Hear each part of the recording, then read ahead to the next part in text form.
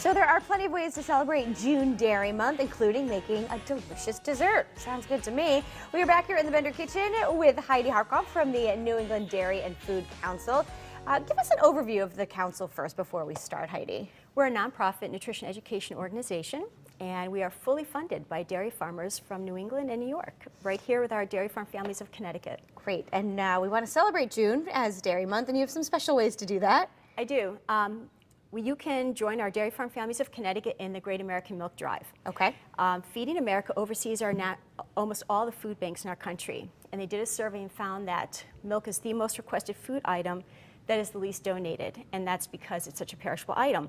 However, our Dairy Farm Families of Connecticut have found a way that through Stop and Shop and Price Chopper, during the month of June, you can go into the supermarkets, you have 2 more weeks to do this, and grab a slip that looks like this. Oh, great. At the dairy aisle, bring it to checkout, and you can donate a gallon of milk to a family in need. And what's great is it all goes back to our food banks right here in Connecticut, so you could be putting a gallon of milk on the table of a family in your own town. What a great option then. It is great. Fantastic. And I have a second way we could celebrate June Dairy Month. Yes. This month, we have just launched the Dairy Good cookbook. Kind of like very good, dairy good. I get it. And it features recipes from across the country of dairy farm families. It highlights some of the stories behind the family, some of their favorite recipes.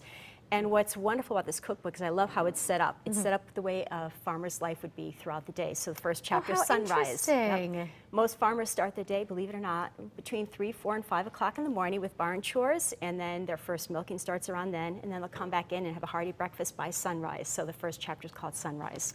Great. And at the end, there's a chapter on family gatherings, because family is what dairy farming is all about. So I brought a recipe in to make, and it's balsamic strawberries on a ricotta cream. Ooh, well, how do we get started? We'll start with some protein-rich and calcium-rich ricotta cheese. Now, do you use the whole fat? Because I've seen low fat in the grocery stores. You know, you can use whole fat, you can use low fat. It depends on what your flavor preferences are. And I'm going to put some cream cheese in here.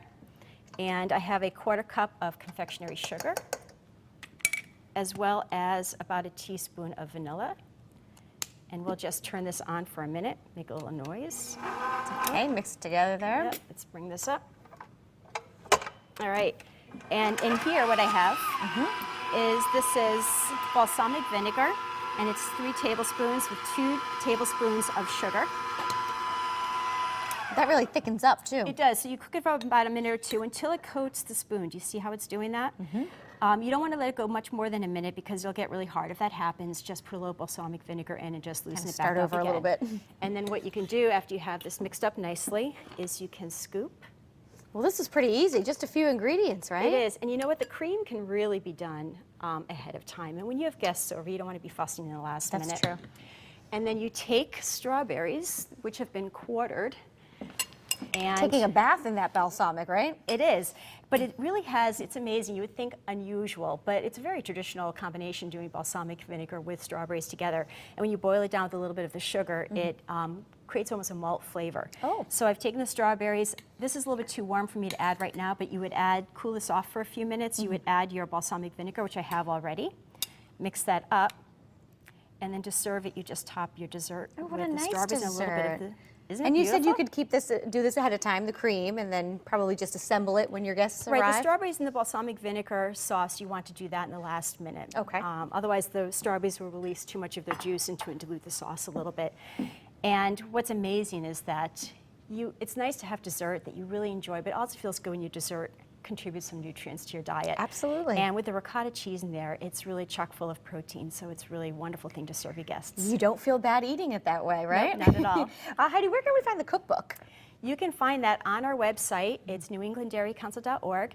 It's $25, and part of the proceeds from that actually goes back to Gen Youth, which is a farmer-endorsed charity which helps make schools healthier by contributing to the wellness environment. So it really helps raise healthy kids in our schools. Very good. We'll look for it there. And thank you for the recipe. Thanks It's for being delicious. here today. Enjoy.